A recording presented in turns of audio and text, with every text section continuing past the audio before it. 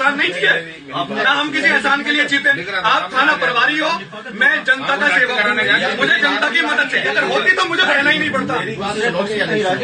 आपके सुनने के लिए आया था, फोन कर रहा था सिर्फ इसलिए। सुनो, पीड़ित लाइन पे था, मेरे बचपन का दोस्त है। आपने कहा लाइन पे कैसे ले लिया? क्यों नहीं ले सकता लाइन पे? क्यों पीड़ित को न्याय नहीं मिलेगा? मैं क्यों नहीं पूछूंगा? आप बताओ। वैसे हिम्मत बढ़ जा रही है। मतलब इस सरकार में, योगी जी की सरकार में, आप जैसे थाना प्रभारी के होते हुए मुसलमान बार बार हावी हो रहे हैं। आप बताओ क्या चाहते हो, मुझे बताओ, वो तय कर लो आज। अगर वो नहीं समझ ले तो हमें बता दो। हमने जिम्मेदारी ली है क्या शांति व्यवस्था की सारी? भाई शांति व्यवस्था की जिम्मेदारी हमारी है, हमारी सुन लीजिए। और वो घटना पे घटना कर रहा है। ये जिम्मेदार आदमी है, ये ऐसे ही बोल रहे हैं क्या? 71 साल की उम्र है, बिटिया बता के गए, रो के आदि दिमाग कम है उसमें। उसके बाद कौन सी किस बात की मुश्किलता बताओ? बाहर कहा जाएंगे उसे मुसलमानी बना देंगे, औरतों को ले जाएंगे मुसलमानी। चलो उसके मुश्किल देख रहे हैं हम भी कितना दमदार है।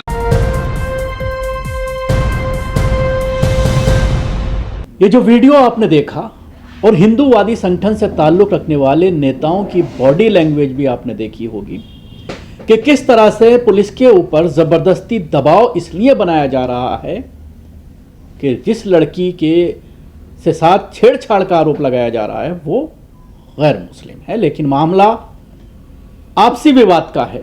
दोनों ही परिवारों के जरिए, दोनों ही फैमिली के जरिए एक दूसरे के ऊपर मारपीट, लड़ाई झगड़ा के आरोप लगाए गए हैं और लड़की छेड़ने का आरोप जो है वो हिंदू परिवार के जरिए लगाया गया है। और उसके बाद हिंदूवादी संगठनों का इन्वॉल्वमेंट सामने आता है। आला अधिकारी ये कहते हैं, थानेदार ये कहता हुआ नजर आता है कि दोनों ही तरफ से तहरीरें दी गई हैं, दोनों ही तरफ से आरोप प्रत्यारोप लगाए जा रहे हैं, इसलिए मामले की जांच की जा रही है। जांच करने के बाद ही किसी नतीजे पर पहुंचा जाएगा।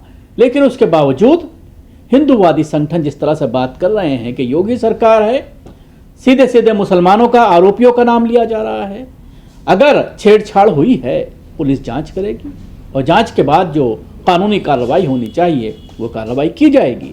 लेकिन पुलिस पर इस तरह का दबाव बनाना कि वो दबाव में आकर के कोई ऐसा काम कर दे जो कानून के खिलाफ हो, क्योंकि दोनों ही तरफ से आरोप लगाए जा रहे हैं। हो सकता है छेड़छाड़ का आरोप फर्जी हो।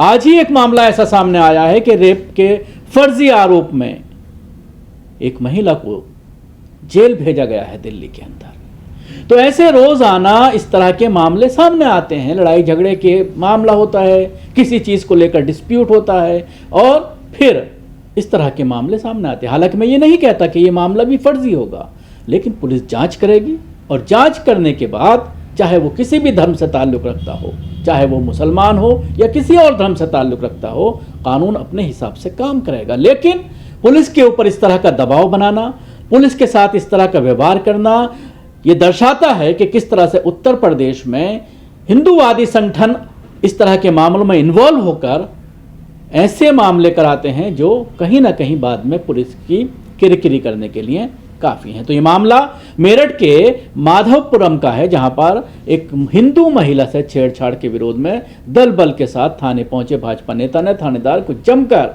फटकार लगाई। योगी जी की सरकार में मुसलमान बार बार हावी हो रहे हैं, आप बताओ क्या चाहते हैं? बेचारे थानेदार मान करते हुए नजर आए। ये वीडियो सोशल मीडिया पर वायरल है। बुधवार रात करीब 8 बजे एक महिला से छेड़छाड़ और मारपीट का मामला सामने आया। इस घटना के बाद इलाके में तनाव का माहौल बन गया। महिला अपनी छोटी बच्ची को ट्यूशन से लेकर घर लौट रही थी, तभी यह घटना घटी। पीड़ित पक्ष का आरोप है कि रास्ते में फैसल नाम के एक युवक ने महिला का हाथ पकड़ने की कोशिश की। युवक का आपत्तिजनक टिप्पणी करने और धर्म परिवर्तन के लिए उकसाने का भी आरोप लगाया गया। महिला के शोर शराबे के बाद उसकी मानसिक रूप से कमजोर बड़ी बहन मौके पर पहुंची और युवक को विरोध किया, जिसके बाद विवाद बढ़ गया और दोनों पक्षों में मारपीट हो गई। घटना के बाद दोनों ही पक्ष एक दूसरे के घर जाकर मारपीट करने और धमकी देने का आरोप लगा रहे हैं। मामले को लेकर दोनों पक्षों ने ब्रह्मपुरी थाने में अलग अलग तहरीर दर्ज कराई है। घटना की जानकारी मिलते ही हिंदू संगठन और भाजपा नेताओं में आक्रोश फैल गया। भाजपा नेता दीपक शर्मा सैकड़ों कार्यकर्ताओं के साथ ब्रह्मपुरी थाने पहुंचे और आरोपी के खिलाफ कड़ी कार्रवाई की मांग करते हुए प्रदर्शन किया। उन्होंने महानगर अध्यक्ष विवेक रस्तोगी को पूरे घटनाक्रम से अवगत कराया। भाजपा नेताओं ने कहा है कि ये मामला महिलाओं की सुरक्षा से जुड़ा है और यदि दोषियों के खिलाफ सख्त कार्रवाई नहीं होती है तो आंदोलन किया जाएगा। थाना परिसर में काफी देर तक नारेबाजी और हंगामा चलता रहा। पुलिस अधिकारियों ने प्रदर्शनकारियों को निष्पक्ष जांच और कानून के अनुसार कार्रवाई का आश्वासन किया। पुलिस का कहना है कि दोनों पक्षों की तहरीर के आधार पर मामले की जांच की जा रही है। जांच के बाद जो जरूरी कार्रवाई है, कानूनी कार्रवाई है, वो की जाएगी। इस दौरान मंडल अध्यक्ष अरविंद अरोड़ा, अजय शर्मा, रंजन शर्मा, योगेश गोयल सहित कई हिंदूवादी संगठन के नेता यहां पर और भारतीय जनता पार्टी के नेता मौजूद रहे।